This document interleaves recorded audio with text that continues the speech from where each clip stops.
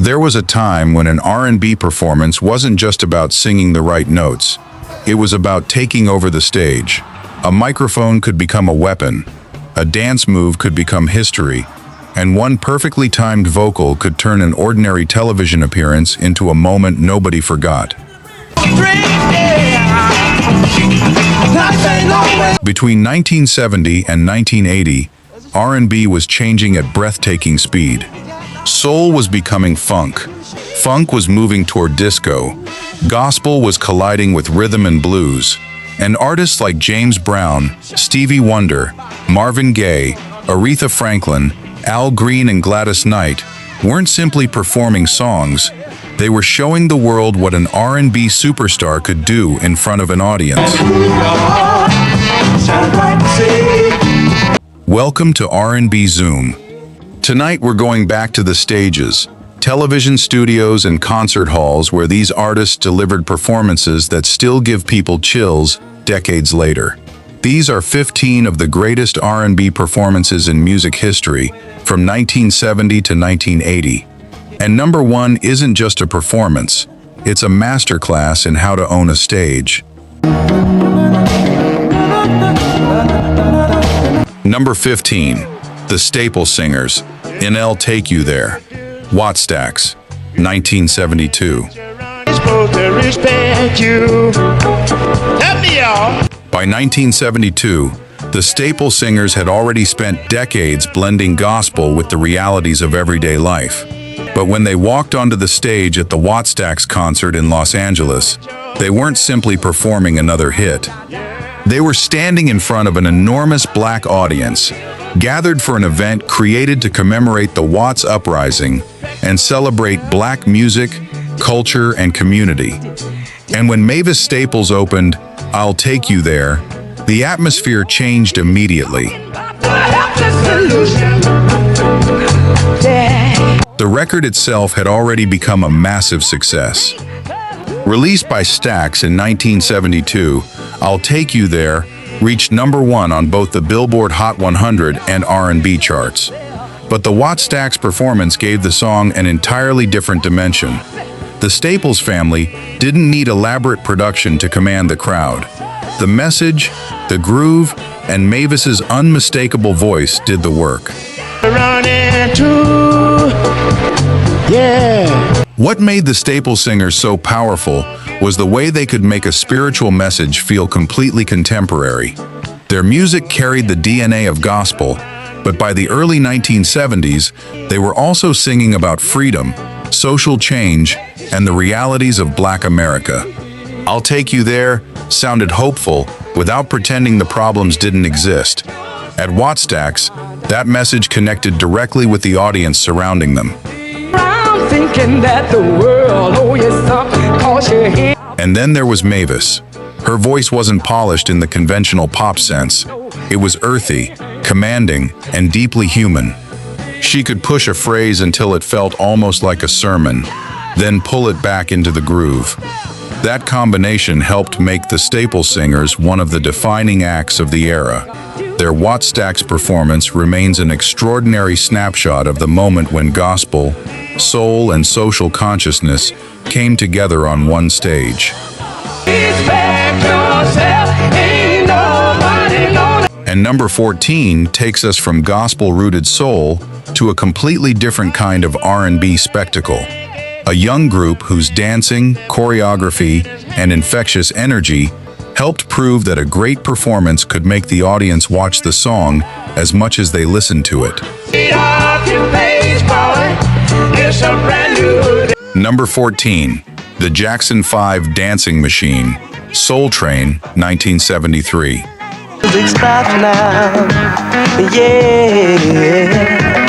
By 1973, the Jackson 5 were no longer simply the young family group that had exploded onto the Motown scene a few years earlier. They had become one of the biggest acts in R&B, and at the center of the group's live appeal was a teenager named Michael Jackson. When Dancing Machine arrived, the music itself was already pushing the group toward a harder, funkier sound. But the performance is what made people stop and watch. The song was written by Hal Davis, Don Fletcher, and Dean Parks, with production by Davis. Released in 1974, Dancing Machine became a major R&B and pop success. But the performance associated with the song on Soul Train became even more memorable because Michael introduced audiences to a dance move that would eventually become inseparable from his image: the robot. Watch the performance closely, and the transformation is obvious. Michael isn't simply singing the lyrics, his body becomes part of the rhythm. The sharp movements, sudden pauses, and mechanical gestures give the performance an almost futuristic quality. And what's remarkable is that he was still a teenager. He had already developed the ability to communicate with an audience through movement as naturally as he did through his voice. She's a dancing machine. Oh, baby. The significance of that moment goes far beyond one television appearance. Dancing Machine helped reveal the performer Michael Jackson was becoming. The choreography, the precision, and the ability to make a dance move instantly recognizable would become central to his career. Years before the moonwalk turned him into a global phenomenon, the robot was already showing audiences that Michael understood something crucial about performance. Sometimes, one unforgettable movement can become as powerful as the song itself. And number 13 takes us from a teenage dance phenomenon to one of the smoothest and most emotionally expressive voices of the entire 1970s. An artist who could make a television stage feel like an intimate conversation. Do it, baby. Dancing, dancing, dancing. Number 13, the Isley Brothers, Who's That Lady? Soul Train, 1974. Beautiful lady. By the early 1970s, the Isley Brothers had transformed themselves from a vocal group into one of the most adventurous bands in R&B. With Ernie Isley bringing a harder electric guitar sound and the group combining soul, funk, and rock, Who's That Lady became a perfect showcase for their new direction. The song had already been released in 1973, but the 1974 Soul Train performance gave viewers something especially valuable: the group playing the song live rather than simply miming to a backing track. Ernie Isley later recalled that the Isley Brothers were among the relatively few acts on the program who actually played live.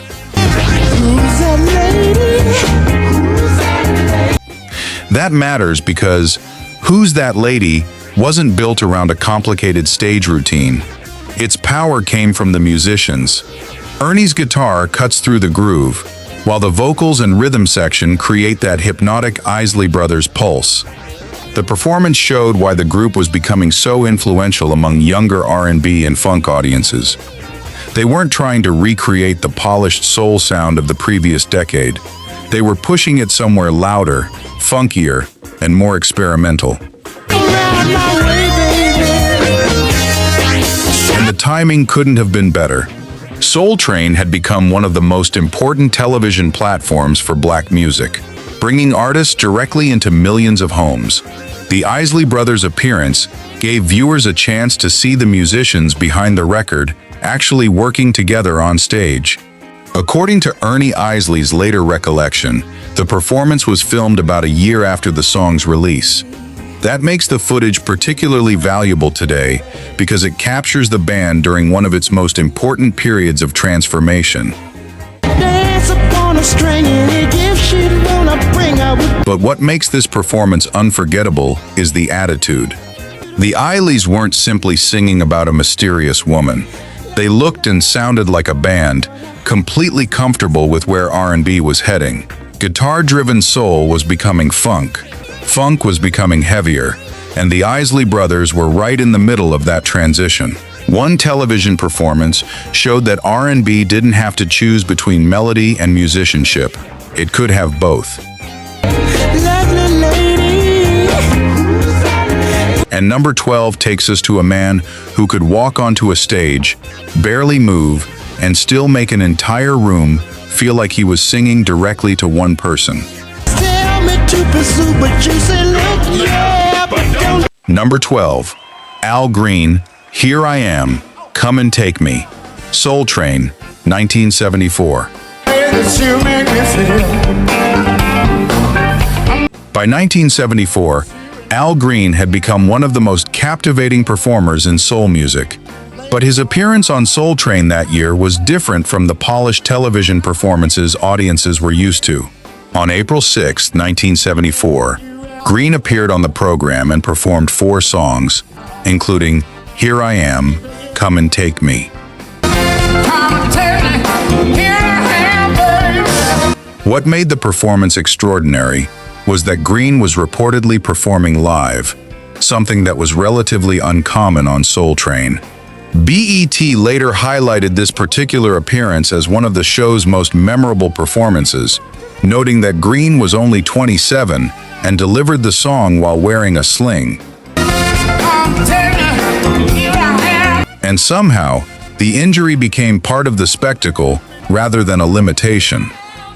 Green stood there with one arm in a sling, a long-stemmed rose in his hand, and still managed to project the vulnerability and sensuality that had become trademarks of his performances. Instead of relying on elaborate choreography, he used his voice, facial expressions, and body language to pull the viewer into the song. It felt intimate, almost like the television cameras had accidentally captured a private moment. Here I Am, Come and Take Me itself came from Green's 1973 album Call Me and became a major hit, reaching number 10 on the Billboard Hot 100 and number 2 on the Hot Soul Singles chart. The Soul Train performance gave that hit a completely different life. This was Al Green demonstrating that sometimes the greatest R&B performances don't require pyrotechnics, just a great singer, a great song, and the ability to make millions of people feel like they're the only person in the room. And number 11 takes us from Al Green's intimate soul to a completely different kind of stage energy. A legendary group whose performance style could turn a simple groove into an entire celebration. Number 11. The O'Jays for the Love of Money, Soul Train, 1974. By the time the O'Jays appeared on Soul Train in June 1974, For the Love of Money was already becoming one of the defining records of Philadelphia soul. Written by Kenny Gamble, Leon Huff, and bassist Anthony Jackson, the song was recorded in Philadelphia and released in late 1973 as part of the Ship Ahoy album. Its hypnotic bass line, sharp rhythm, and socially conscious lyrics created a sound that was unmistakably different from traditional soul. But seeing the O'Jays perform it was another experience entirely. On June 22, 1974, the group appeared on Soul Train and performed For the Love of Money live, alongside several other songs. The episode is documented as one of the show's performances featuring the group, and the official Philadelphia International Records channel now preserves the performance online. And listen to what makes the record work. That bass line doesn't simply sit underneath the vocals. It drives the entire performance. Eddie Levert and Walter Williams trade lines while the groove keeps building underneath them. The lyrics warn about what money can make people do, but the music itself is irresistible. That's the genius of the record. It makes you want to move while simultaneously telling you to think. The song eventually reached number 3 on the Billboard R&B chart and number 9 on the pop chart in 1974. The Soul Train appearance captured the O'Jays at a crucial point in their rise. Philadelphia soul was becoming one of the dominant sounds of the decade, and the O'Jays were helping define it. Their performance didn't need James Brown's explosive choreography or Al Green's intimacy. Their weapon was groove, tight harmonies, controlled movement, and a bass line that seemed to pull the entire studio forward. And decades later, the footage remains available online, giving modern audiences a direct window into how powerful the group was in their prime. And number 10 takes us from Philadelphia soul to one of the most electrifying performers ever to step onto a stage. A man who could turn a simple dance groove into an entire physical language. No good, no good, no good. Number 10, James Brown, Get Up. I Feel Like Being a Sex Machine. Live at the Olympia, Paris, 1971.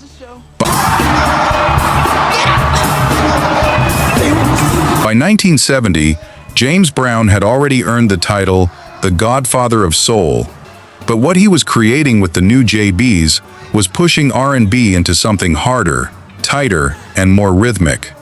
Get Up, I Feel Like Being a Sex Machine was released in 1970 and became a number 2 R&B hit and number 15 pop hit. The recording also introduced the world to the playing of brothers Bootsy and Catfish Collins, whose bass and guitar combination helped define this new phase of Brown's sound. But the studio recording was only part of the story. When Brown performed the song live, he turned its call and response structure into something physical. The famous opening conversation with the band became a cue for the audience as much as the musicians. Brown would demand energy, the band would answer, and then the entire performance would lock into the groove. The song's live versions became extended workouts rather than 3-minute pop performances. A documented 1971 Olympia Theatre performance in Paris runs for more than 8 minutes and is available through James Brown's official YouTube channel. What made Brown different was his absolute control over time, movement, and tension. He could stop the band, restart it, stretch a phrase, dance across the stage, and then snap back into the rhythm without losing the audience. And underneath him, the JBs were functioning almost like a single machine. Bass, drums, guitar, and vocals weren't competing for attention. They were creating one enormous rhythmic pulse. This was the moment when soul was becoming funk right in front of the audience. I'm super bad. And that's why this performance belongs in a countdown of the greatest R&B performances of the 1970s. James Brown didn't simply perform the groove. He conducted it with his entire body. Every shout, pause, movement, and musical cue became part of the show. Sex Machine eventually became a permanent part of his concert repertoire, appearing in live releases throughout his career. And number 9 takes us from James Brown's explosive funk to one of the greatest voices in soul history, a performer whose ability to turn emotion into music made even the biggest stage feel deeply personal. Number 9. Aretha Franklin, Rock Steady, Soul Train, 1973. By the early 1970s, Aretha Franklin had already earned the title Queen of Soul, but Rock Steady revealed another side of her, funkier, tougher, and completely in control of the groove. Written by Franklin herself, the song was released in 1971 and became a major hit, reaching number 2 on the R&B chart and number 9 on the Billboard Hot 100. Then came her Soul Train appearance. In April 1973, Franklin appeared on the program and performed Rock Steady, Daydreaming, Oh Me Oh My, and Master of Eyes. The footage gives us something especially valuable. Aretha stepping away from the image of the formal soul diva and embracing the rhythm with unmistakable funk energy. Just move your hips with a feeling from side to side. The recording featured Donny Hathaway on organ, Chuck Rainey on bass, Cornell Dupree on guitar, and Bernard Purdie on drums, with the Memphis horns adding another layer of punch. That combination gave Aretha a groove that could stand beside the emerging funk sound of the early 1970s. And that's what makes this performance special. Aretha wasn't trying to prove that she could sing. Everybody already knew that. She was proving that the Queen of Soul could funk just as hard as anybody. Her voice, timing, and physical presence transformed Rocksteady from a hit record into a stage statement. Decades later, the performance remains available online, giving a new generation a chance to see why Aretha Franklin wasn't simply one of the greatest singers of her generation. She was one of its greatest performers.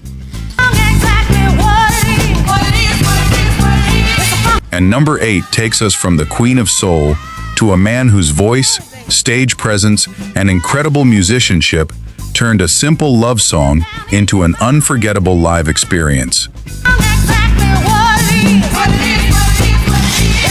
Number 8, Donny Hathaway, The Ghetto, Live at the Troubadour, 1971. Donny Hathaway had a gift that went far beyond singing.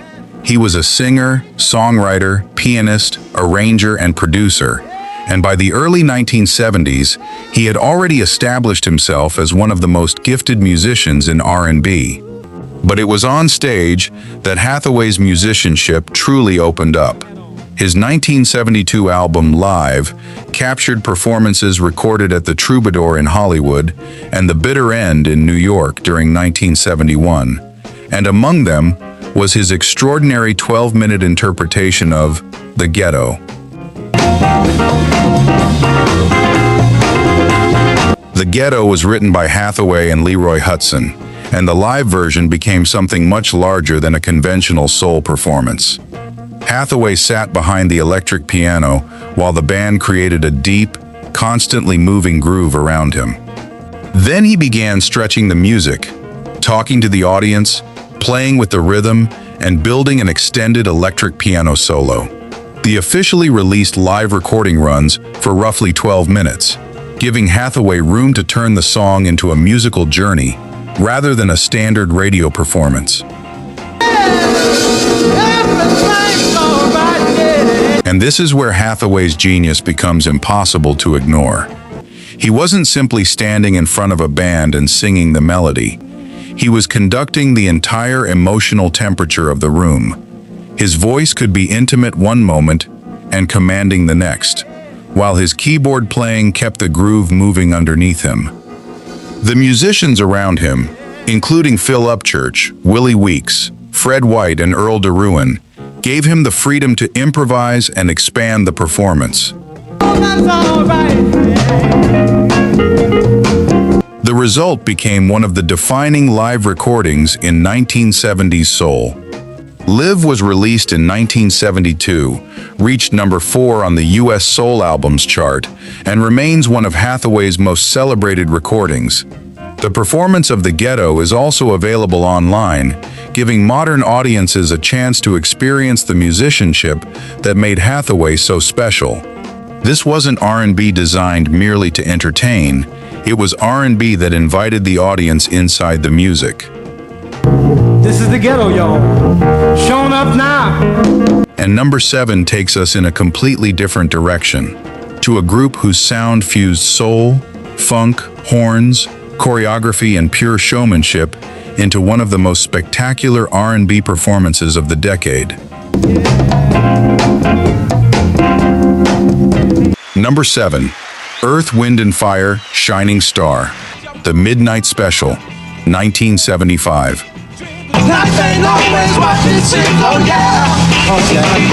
By 1975, Earth, Wind & Fire had reached the moment when everything seemed to explode at once. Shining Star had just become their first number 1 single on both the Billboard Hot 100 and the R&B chart, turning the group from a respected soul-funk act into a major crossover force. The song was released in January 1975 and came from That's the Way of the World.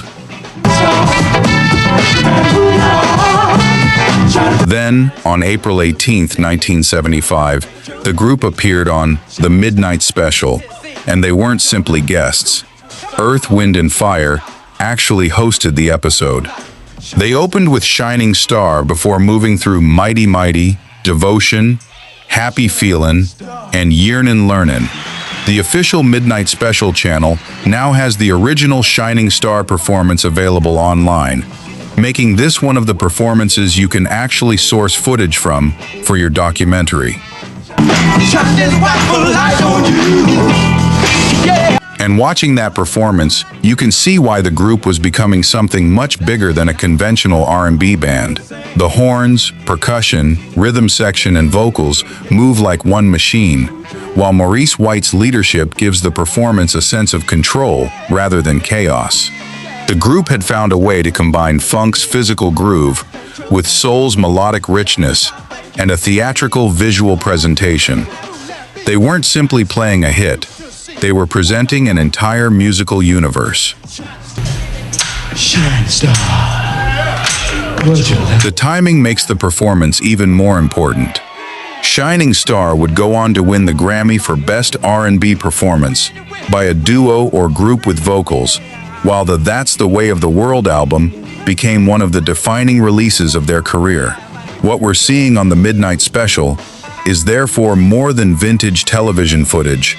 It's Earth, Wind and Fire at the precise moment their sound became a phenomenon, confident, explosive, and completely in control.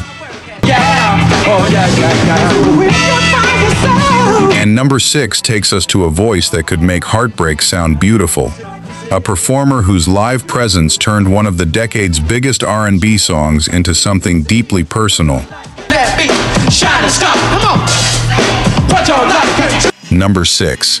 Gladys Knight and the Pips' Midnight Train to Georgia, 16 TH Grammy Awards, 1974.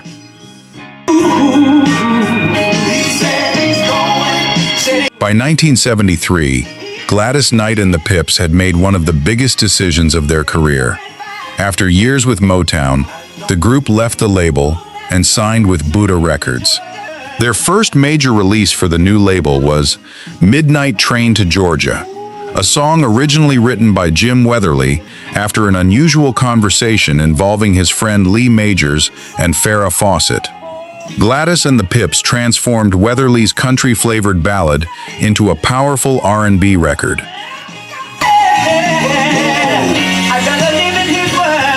The transformation was remarkable. Gladys delivered the lead with a mixture of control and raw emotion, while her brother Merrill Bubba Knight helped shape the famous ad-libs, and the Pips supplied the unforgettable call and response vocals. Released in 1973, the record became the group's first #1 hit on the Billboard Hot 100, while also reaching #1 on the Soul chart. Then came the 16th Grammy Awards on March 2, 1974. Gladys Knight and the Pips performed Midnight Train to Georgia on the live CBS broadcast, and the performance captured exactly why the group was so special. Gladys stood at the center, delivering the emotional weight of the story, while the Pips turned their background vocals and choreography into part of the drama.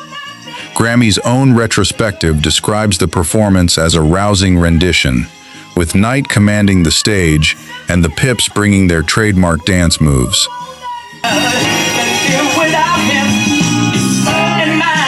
And there was another reason this night mattered. The group won their first 2 Grammy Awards that same evening. Midnight Train to Georgia won Best R&B Vocal Performance by a Duo, Group, or Chorus, while Neither One of Us won Best Pop Vocal Performance by a Duo, Group, or Chorus. Suddenly, the gamble of leaving Motown didn't look like a gamble anymore. Gladys Knight and the Pips had reinvented themselves, and they had done it with one of the greatest R&B performances of the decade. And number 5 takes us to an artist who didn't need a large group, elaborate choreography, or even a traditional stage setup to create something unforgettable. Because when he sat behind the piano, the entire room became his instrument. Number 5. Stevie Wonder Superstition, Soul, Wonder Love, 1972. By 1972, Stevie Wonder wasn't simply the former child star Motown had signed as Little Stevie. He had become a musical force with something to prove.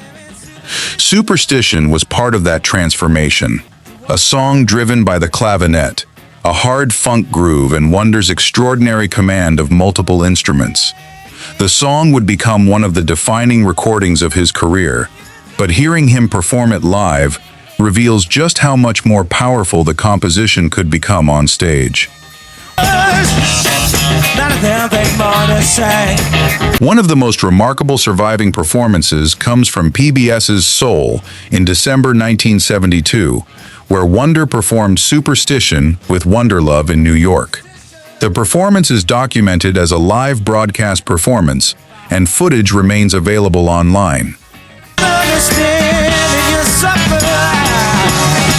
Then there's the performance that introduced an entirely new audience to Wonder's live brilliance, his appearance on Sesame Street in 1973.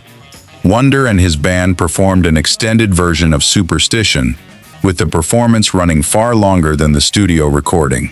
Contemporary accounts note the sheer energy of the performance, with Wonder surrounded by his musicians, while children watched and danced around the set.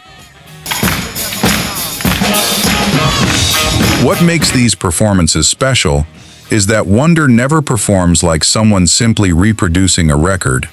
He uses the keyboard as a rhythmic instrument, sings with extraordinary control, and allows the band to breathe around him. On Soul Train in January 1973, he also performed Superstition, further demonstrating how central the song had become to his live set.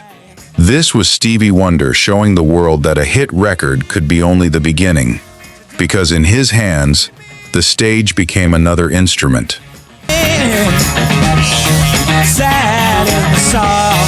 And number 4 takes us to a performer whose voice could fill an arena, but whose stage presence could make thousands of people feel like they were witnessing something deeply personal.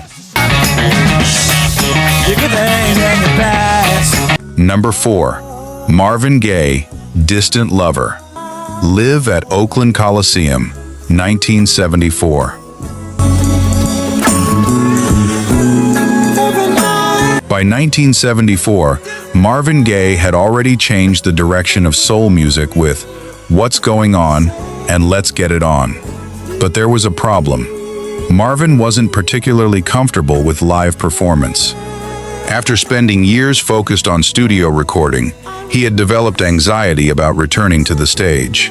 Then, on January 4, 1974, he walked into Oakland Coliseum Arena in front of more than 14,000 people, and what happened next helped redefine him as a live performer.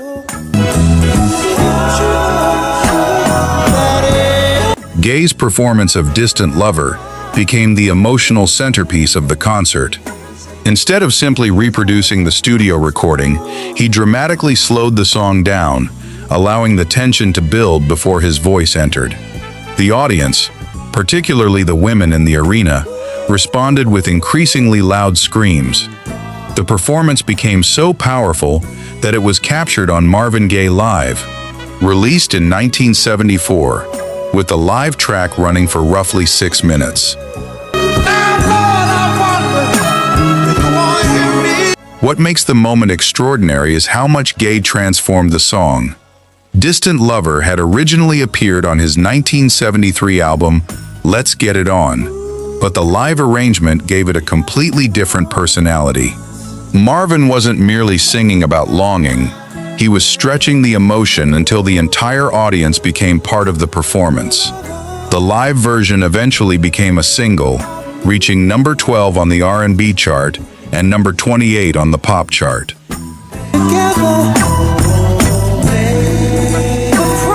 And the performance didn't disappear after 1974.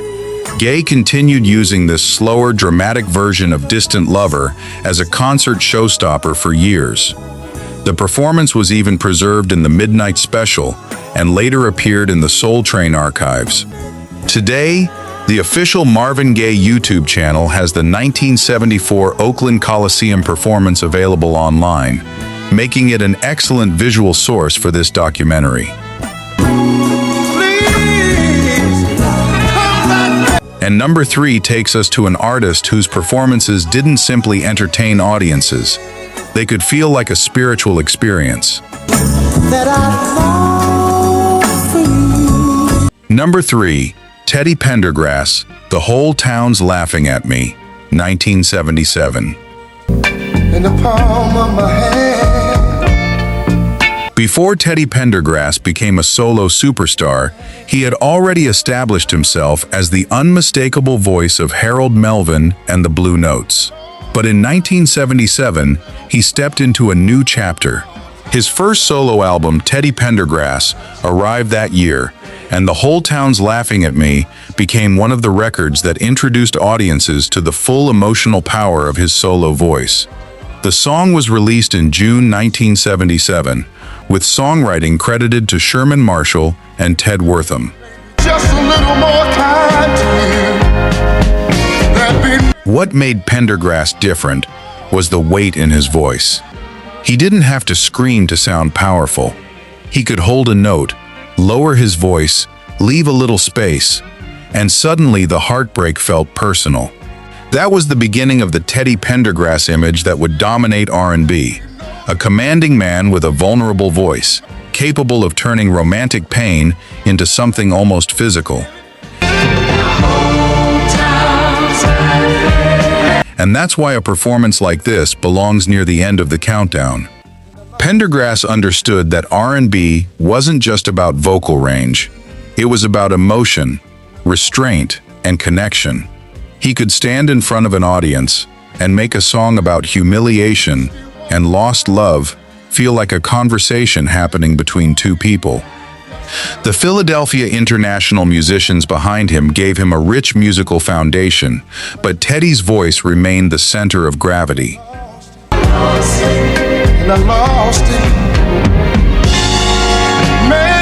The significance of this period becomes even clearer when you remember what came next. Pendergrass would soon become one of the biggest male R&B stars of the late 1970s, eventually earning the nickname Teddy Bear from his devoted female audience. But before the arena concerts and superstar status, there was this voice, deep, intimate, and unmistakable, proving that a great R&B performer didn't need to overpower the music. Sometimes the most powerful performance is the one that makes the audience lean closer. And number 2 takes us to a completely different kind of performer. A young woman whose voice exploded out of a funk band and announced the arrival of one of the most important female forces in R&B. Number 2, Rufus, featuring Chaka Khan, Tell Me Something Good, The Midnight Special, 1974. In 1974, Chaka Khan was still a relatively new voice to the national audience. She was the front woman of Rufus, and the group had just been handed a song written by someone who knew exactly what a great groove needed, Stevie Wonder. Tell Me Something Good appeared on Rufus's Rags to Rufus album and became the group's breakthrough hit, reaching number 3 on the Billboard Hot 100.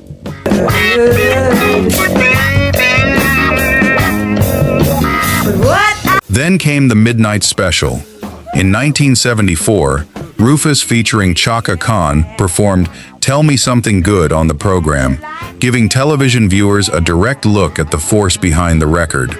Rhino's retrospective specifically lists the performance among Khan's important early television appearances, and surviving footage is available online. But Chaka didn't perform like somebody waiting for permission to become a star. She attacked the song. Her voice moved between playful, seductive phrasing and explosive power, while the band locked into the funky groove underneath her. And there was something else happening. The performance showed why Khan's voice could stand above a dense funk arrangement without getting swallowed by it. She had a tone that was immediately recognizable. The record itself was already groundbreaking. Stevie Wonder wrote the song, and guitarist Tony Maiden's talkbox effect became one of its signature sounds. Rufus won the 1975 Grammy for Best R&B Vocal Performance by a Duo or Group for the recording. But watching the 1974 performance makes one thing obvious. The Grammy wasn't just about a catchy record. Chaka Khan had arrived. She was still young, but the command was already there. The attitude, the timing, the vocal fire, and the confidence that would eventually make her one of R&B's most respected performers.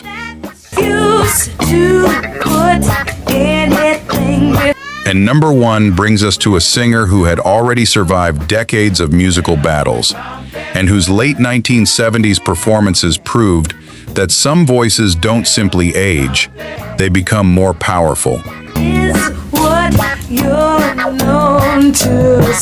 Number 1.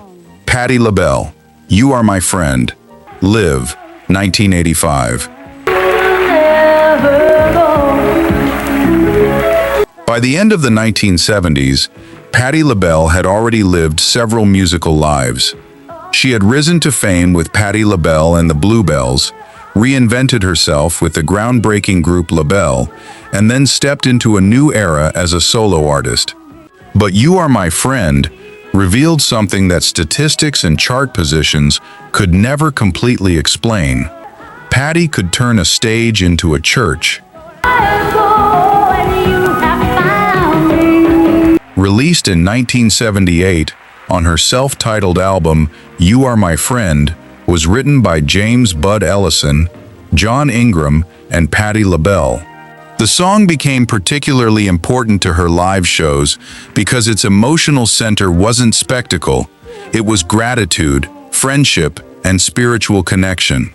And Patti had the rare ability to move from a whisper to a full gospel roar without making the transition feel forced.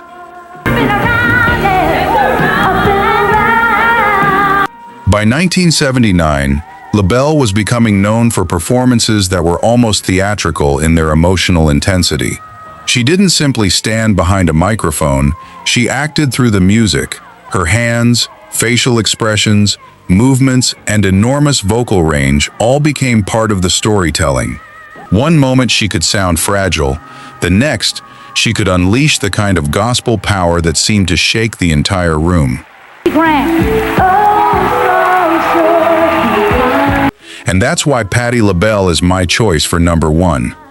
Not because she had the biggest production, the most elaborate choreography, or the loudest band, but because she understood the oldest rule of great R&B performance: make people feel something. Her voice carried gospel, soul, pain, celebration, and love at the same time. By the end of the 1970s, Patti wasn't simply proving that she could sing. She was proving that an R&B performance could become an emotional experience.